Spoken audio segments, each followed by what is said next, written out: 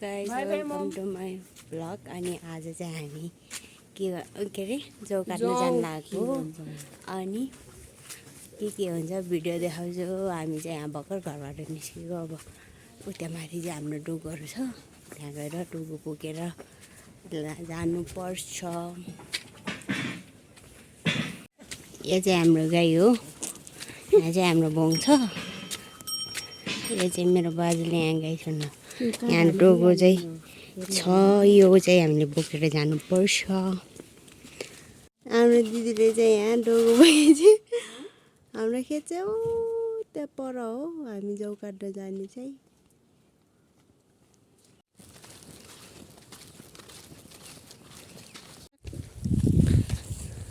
हामी चाहिँ यहाँ खेतमा आइसक्यो। यो चाहिँ हाम्रो खेत हो।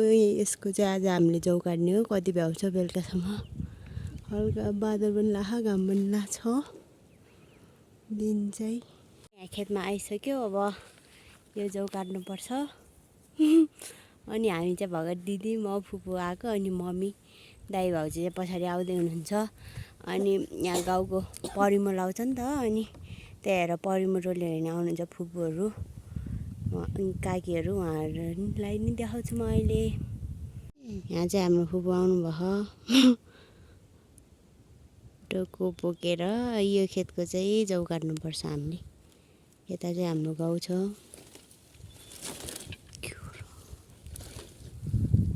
हिमाल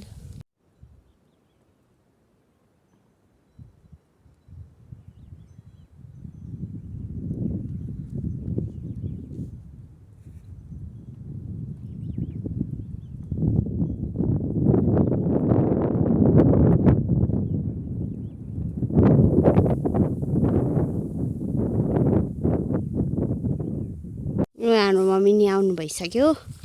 यहाँ चाहिँ हाम्रो परिवारमा एकछिनपछि अरूहरू नि आउनुहुन्छ। जौ चाहिँ यसरी काट्छ कि हामीले चाहिँ स्याटोले नि डोगामा फ्यात्ता हान्ने। हेलो फुपू,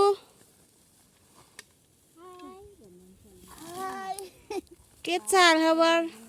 जौ काट्ने हालखबर।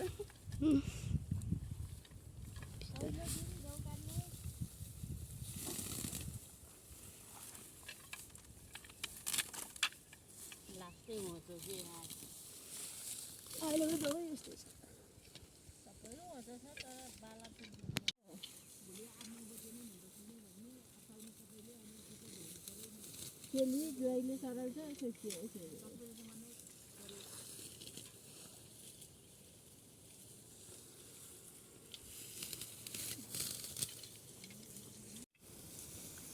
तपाईँको बुढी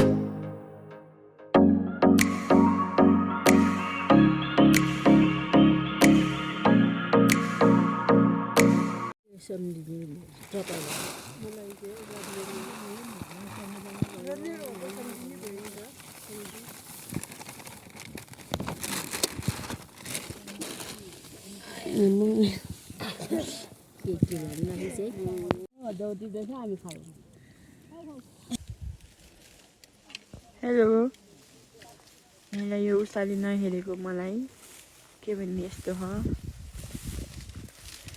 उसको ब्लगमा हेर्नेले हाम्रो ब्लगमा नहेर्नेले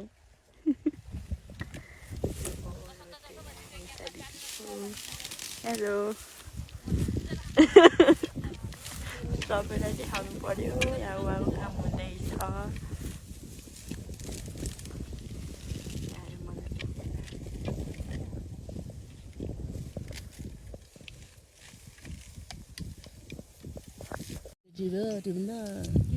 कसले टिप्यो टिप्न त राम्रो थियो मैले हिजो हाम्रो खेत हामी चाहिँ खाली चिन्डा काटेर काममा मान्छे बस्छ भन्छ त्यही भएर होला दाइ र भाउजू चाहिँ बारी बोकेर जानुभयो हामी चाहिँ यहाँ काट्दै हो जाउँ जनता अनि यो सबै चाहिँ हामीले काटिभएको यो सबै चाहिँ यहाँ चाहिँ अझै हामी काट्दैछौँ भर्खर खाजा खाएर मैले यति काटेको छु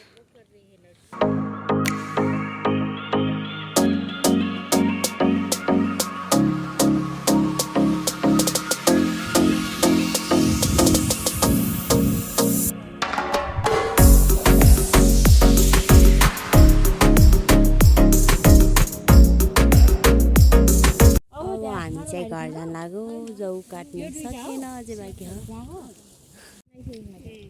सबैले भारी बोकेर अब जान लाग्नु भयो घर जाने अब यति बाँकी हो यत्रो चाहिँ काटियो आज